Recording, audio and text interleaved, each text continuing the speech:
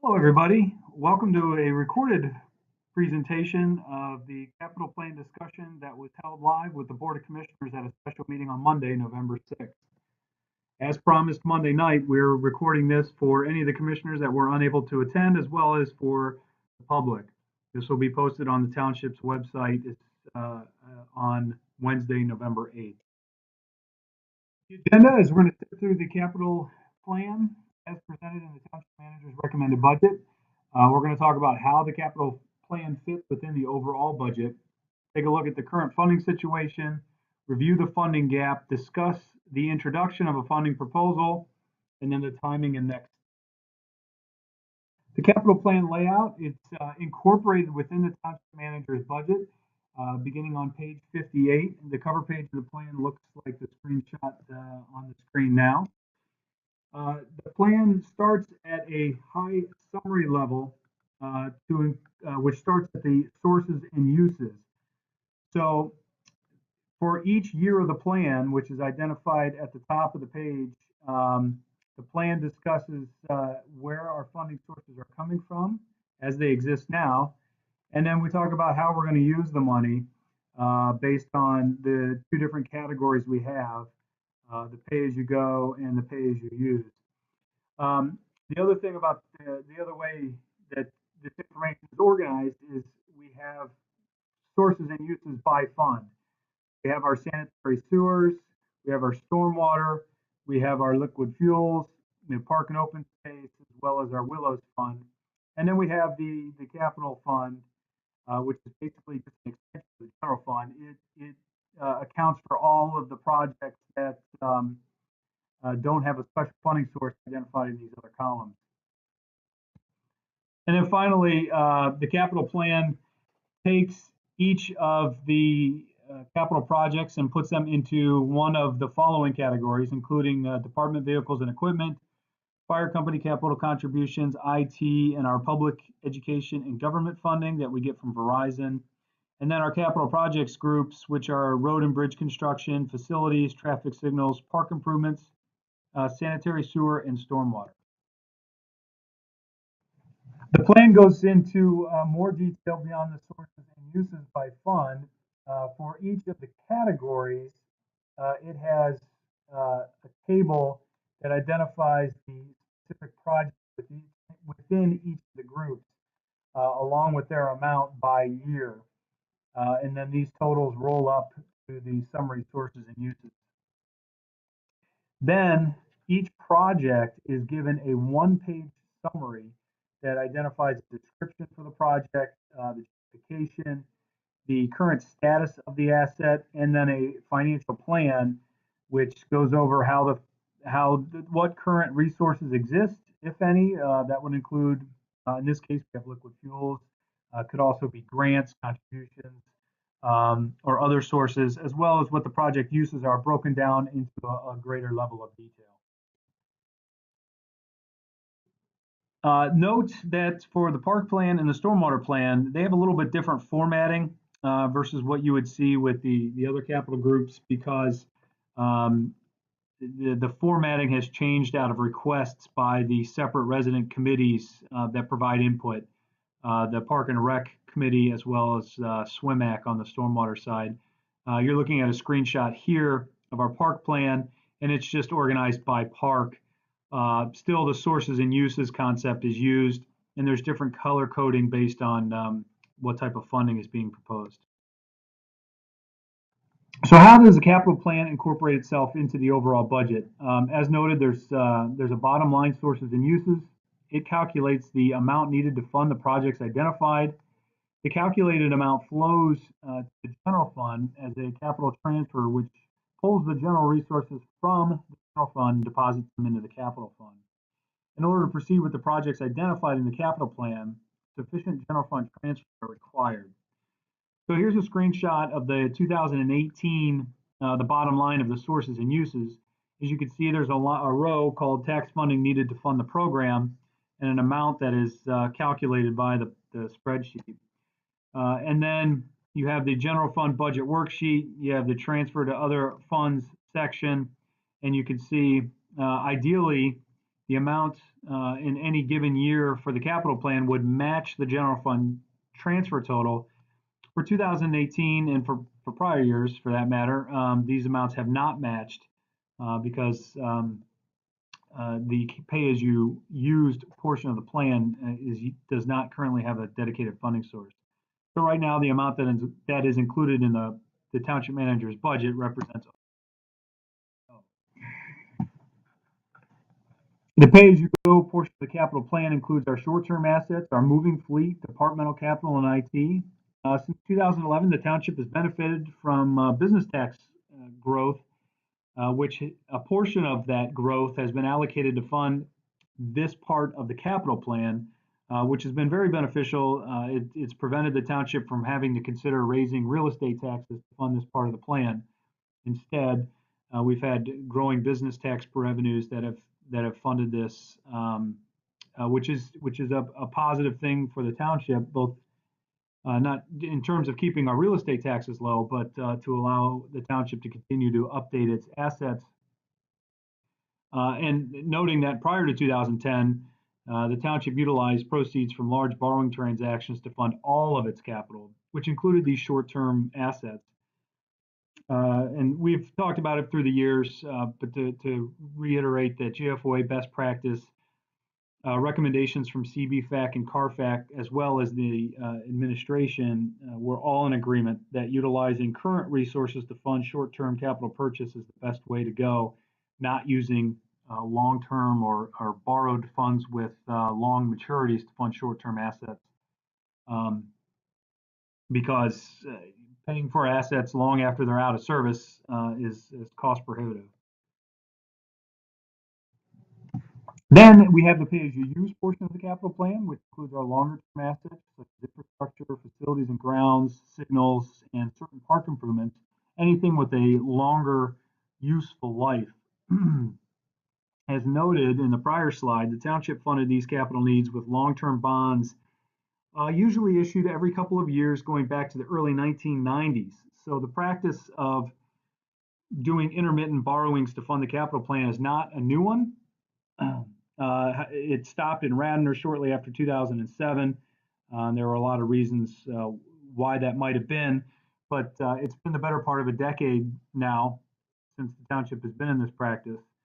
Given the size of the improvements, the current resources are not forecasted to be sufficient to fund these projects for the foreseeable future. As a result, some additional funding plan or funding plan for additional resources will need to be determined. The township manager's recommended budget for 2018 included taking the pay-as-you-use portion of the plan and breaking them into another subset. We currently have a group of projects that we have committed to in one form or another, either through policy like the road resurfacing or through grant applications where the board has committed to moving forward with the project if the grants are approved. We also have dedicated funding through our parking revenue, and then some significant needs on the facilities that we rent out to third parties who use them, namely the senior center for 2018. And then we have other projects outside of that where they're projects that have been recommended in one form or another, but currently do not have funding, and that represents a little over $1 million for 2018. So when we take a look at the funding gap, this screenshot here shows for each of the years of the capital plan what the total expense would be in each of those years. So this is the amount, if every project in the capital plan were to be approved, these are the amounts that the township would need to come up with to fund those.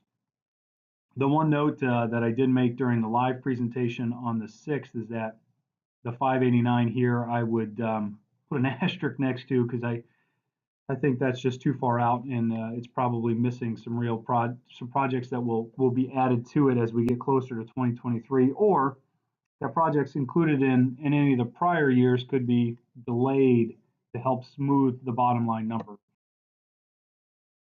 So let's talk about the introduction of a funding proposal. The proposal is that the township consider going back to the practice of borrowing smaller amounts. In this case, we use 3.5 million every 3 years. These would be 20-year bonds with fixed interest rates. After the cost of issuance, that would generate roughly 3.35 million to pay for this portion of the capital program for 3 years, which results in an annual capital amount of 1.1 million.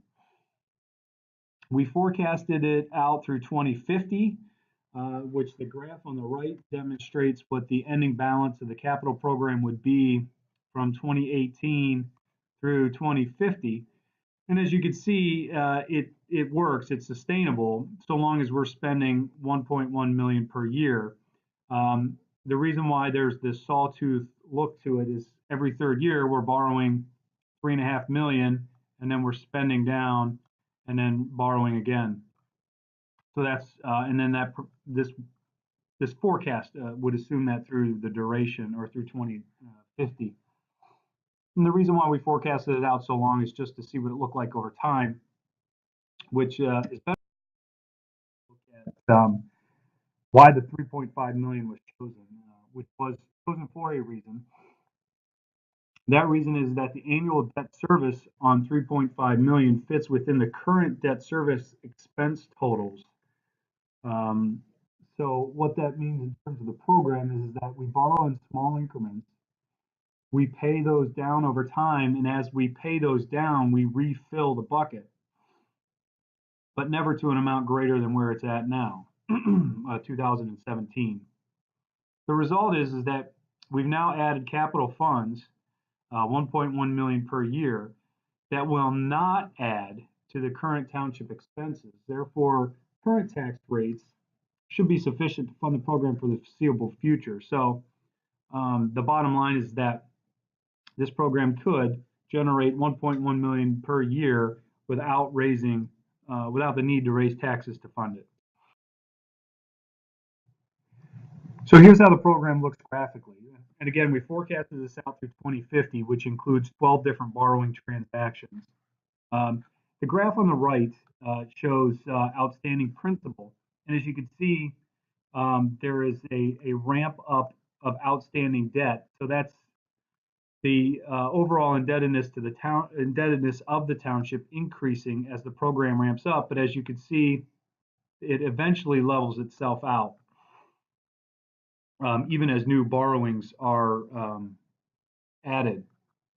And the reason is, and it's demonstrated here in the graph to the right, that at the same time the outstanding principal is increasing, the debt service on that is increasing at the same time, but eventually gets to a point where it levels off, so demonstrating that as we're paying down as much per year as we're adding to it. So the next question is well, if debt service is increasing over time, how is it that we can do this and not add to the general fund's total expense? Well, when we layer this program on top of the general fund's current debt service expense, which is the graph here to the right, you can see that I drew the line a little above, and of course it's nice and crooked, but you can see that we're at a certain level today, and that as time goes by, there is a gap between today's level and what we will be spending. So in other words, all things being equal, the general fund's debt service expense is going to be decreasing over the next few years. That amount is known and is fixed. There's no way that would increase for any reason because the interest rates on our current debt are fixed. Really the only way that these numbers would change is they would go down if a refunding opportunity presented itself. So when we layer in the program of borrowing every 3 years, we add this orange line to the general fund's current debt structure, and you can see that we're roughly the same amount up until roughly 2027. There is this uptick in 2027 for that exists already, and that's to pay off the township building. The bonds there were back end loaded, so we'll actually be paying higher debt service on this building, on the township building, when it is nearing the end of its useful life. But you could see then the orange line follows the same trend. Now there is situations way out in 2034, 2036 where it looks like it might be a little bit more expensive than today's levels, but it's anticipated by that point that revenues would be sufficient to cover that without needing to raise taxes. So that's how we answer the question of, well, how can we add debt but not increase general fund's debt service? Is that we're basically filling in the area that would otherwise be saved if we did not move forward with. So one of the drawbacks of the proposal is that if you'll recall, the totals in the capital plan, the capital plan proposal as it exists now, the annual expense amounts are in each of the years higher than 1.1 million, which generates this aggregate difference. So the plan as presented by itself will not be sufficient to cover all of the projects that are currently identified. And that can be solved in a number of different ways. Projects either delayed, there could be grant proceeds to help fund them, there could be public-private partnerships in some cases that would help fund the projects, there could be donations or anything along those lines. But it is something I wanted to identify in this presentation. So as part of the analysis, we wanted to identify or specifically discuss some of the strengths of the program. As noted, it would generate roughly 1.1 million per year for the foreseeable future to fund this portion of the capital program without raising taxes. It would take advantage of today's low interest rate environment. It would provide the Board of Commissioners and future boards the opportunity to revisit the program at least every 3 years. And then it matches the asset life or the benefit with those who are paying it over time, which would be basically the taxpayers. So as taxpayers pay for these improvements, we will also be enjoying the benefit of whatever project was installed. And as the other aspect of this is that since no additional real estate taxes are being contemplated as part of this program, this discussion can continue beyond the budget decision cycle. That is to say, we're not constrained by a decision by the end of November to approve this plan. The board can continue to discuss this into 2018 because we could borrow at any point during the year.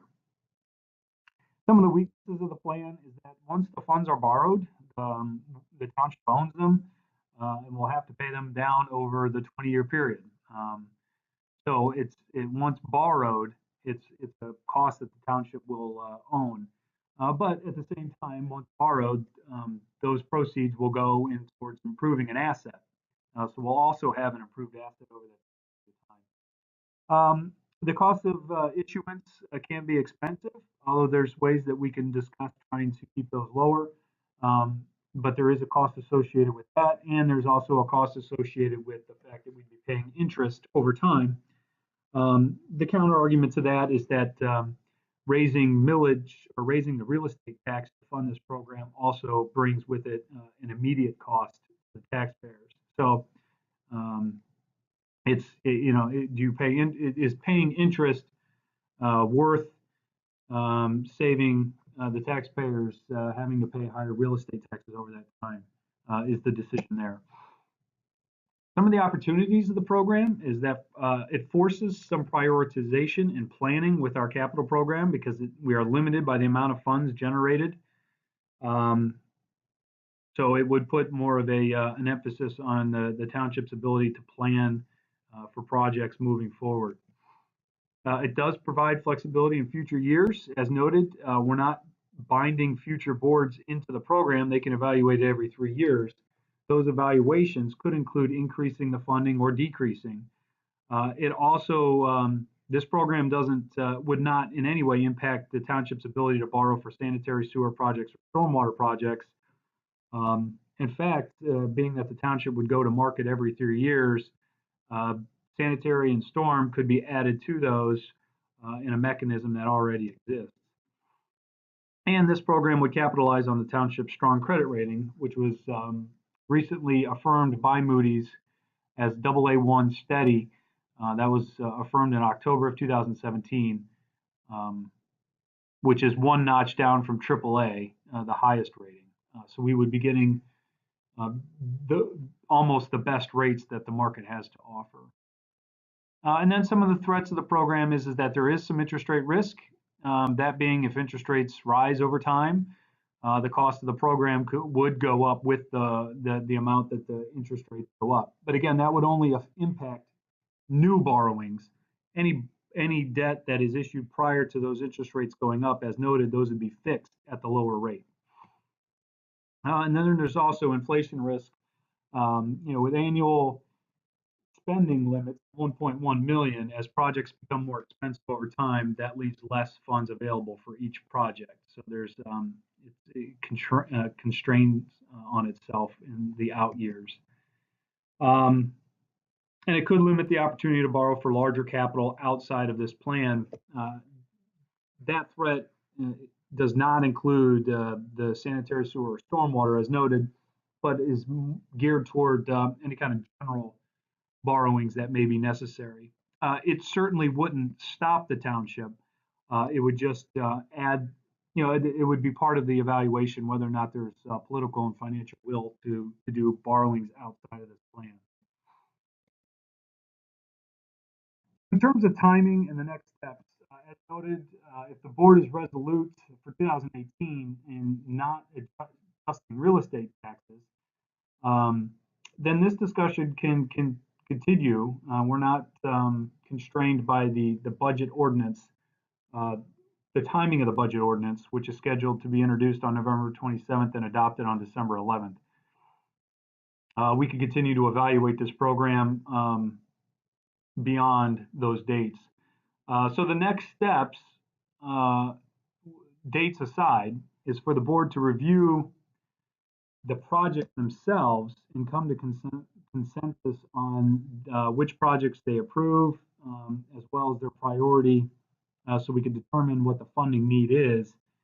And then we can revisit this funding program with actual capital plan numbers. For now, the plan has been built on what has been recommended. We still need the board's ultimate determination on what they approve going forward. To quickly recap, we talked about the capital plan overview as is presented in the township manager's recommended budget, how that flows fits within the overall budget. We reviewed the current funding situation, the funding gap, an introduction of the funding proposal, as well as the timing and the next steps.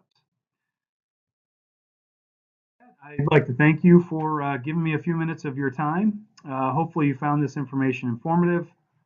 I look forward to working with the township administration as well as the Board of Commissioners on coming to an ultimate decision on funding the capital needs of the township for the long term in the most financially feasible and prudent method possible. If you have any questions, again, my name is Bill White. I'm the Assistant Township Manager and Finance Director. My contact information is on the township website. Please feel free to reach out. So until the next time, take care, everybody.